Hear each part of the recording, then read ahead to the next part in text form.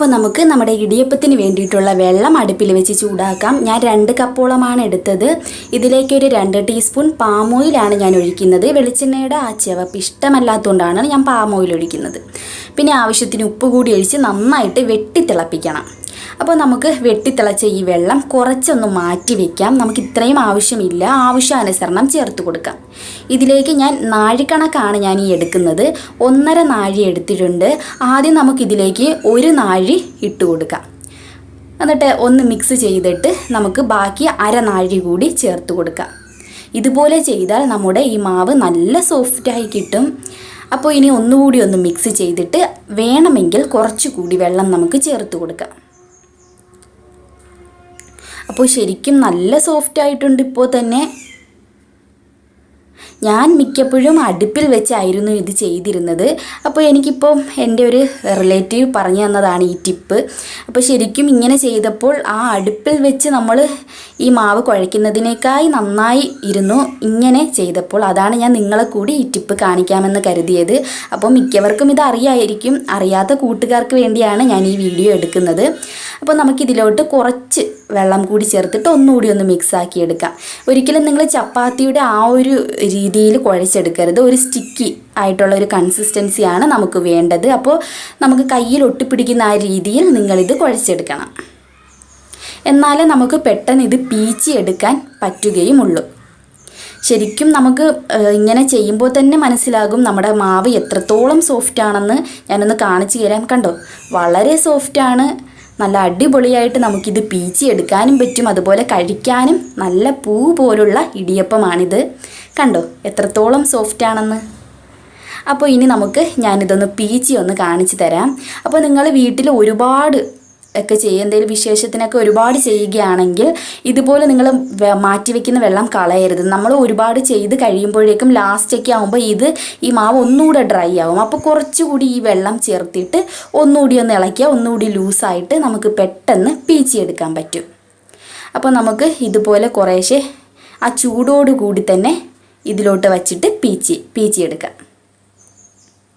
അപ്പോൾ ഈ സമയം ഞാൻ അടുപ്പിലോട്ട് വെള്ളം വെച്ചിട്ടുണ്ട്. നമ്മുടെ ഇഡലി തട്ടിൽ വെള്ളം വെച്ച് തിളപ്പിക്കാൻ വെച്ചേക്കുകയാണ്.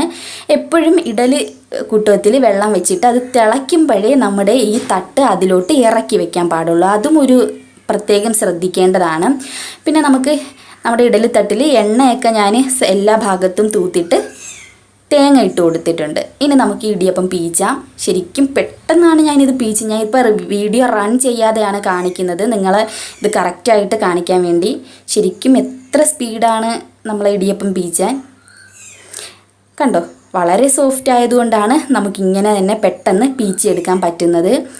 അപ്പോൾ നിങ്ങൾ ഇതുപോലെ അടുപ്പിൽ വെച്ച് പീച്ചരുത്. അതായത് നമ്മൾ ഇഡലി തട്ടിൽ വെള്ളം വെച്ച് ചൂടാക്കുന്ന സമയത്ത് ഇത് അടുപ്പിലോട്ട് വെച്ച് പീച്ചുകയാണെങ്കിൽ, ഞാൻ അങ്ങനെ ഇടയ്ക്കൊന്ന് ചെയ്ത് നോക്കിയായിരുന്നു. അപ്പോൾ ഈ മാവ് ഒട്ടിപ്പിടിക്കുകയും വേവാതെ ഇരിക്കുകയും ചെയ്യും. നിങ്ങൾ ഈ 2 തട്ടും ഇതുപോലെ ഇടിയപ്പം പീച്ചി വച്ചതിന് ശേഷം അതുപോലെ ഇഡലിത്തട്ട് വെള്ളം തിളച്ചതിന് ശേഷവും മാത്രമേ ഈ തട്ട് അതിലോട്ട് ഇറക്കി വയ്ക്കാൻ പാടുള്ളൂ. അപ്പോൾ ആ തട്ട് ഞാൻ അങ്ങോട്ട് മാറ്റി വച്ചിട്ടുണ്ട്. ഇനി നമുക്ക് അടുത്ത തട്ടിലും പെട്ടെന്ന് തന്നെ ഇടിയപ്പം പീച്ചിയെടുക്കാം.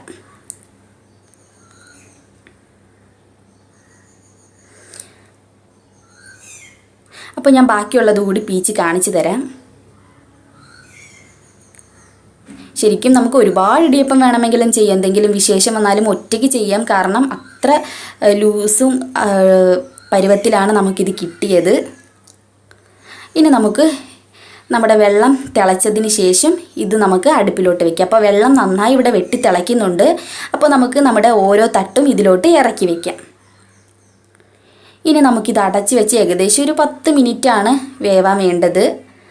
നമുക്ക് അടച്ച് വെച്ചിട്ട് ഒരു 10 മിനിറ്റോളം വേവിക്കാം. അപ്പോൾ ഇവിടെ ഏകദേശം ഒരു 10 മിനിറ്റ് ആയിട്ടുണ്ട്. ഇനി നമുക്ക് തുറന്ന് നോക്കാം. എന്നിട്ട് നമുക്കിനി ചെയ്യേണ്ടത് നമ്മുടെ കൈ ഒന്ന് വെള്ളം കൊണ്ടൊന്ന് നനയ്ക്കണം. നനച്ചിട്ട് ഇത് ഇങ്ങനെ തൊട്ട് നോക്കുമ്പോൾ അമിങ്ങി അങ്ങ് മാവ് പോലെ ആവുന്നെങ്കിൽ വെന്തിട്ടില്ല എന്നാണ് അർത്ഥം. അല്ല, ഇങ്ങനെ തൊട്ട് നോക്കുമ്പോൾ ഈ പൊങ്ങി തന്നെ വരികയാണെങ്കിൽ വെന്തു. വെന്തെങ്കിൽ നമുക്ക് ഇതിറക്കാം. അപ്പോൾ നമ്മുടെ അടിപൊളിയായിട്ടുള്ള സോഫ്റ്റ് ഇടിയപ്പമാണ് ഇവിടെ റെഡി ആയിട്ടുള്ളത്.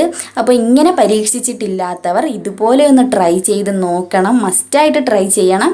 നല്ല സോഫ്റ്റായിട്ടുള്ള പൂ പോലുള്ള ഇടിയപ്പമാണിത്. ഇഷ്ടമായെങ്കിൽ ലൈക്ക് ചെയ്യാൻ മറക്കരുത്. അതുപോലെ ആദ്യമായിട്ടാണ് വീഡിയോ കാണുന്നതെങ്കിൽ ഇതുപോലുള്ള റെസിപ്പികൾക്കായി സബ്സ്ക്രൈബ് ചെയ്യൂ.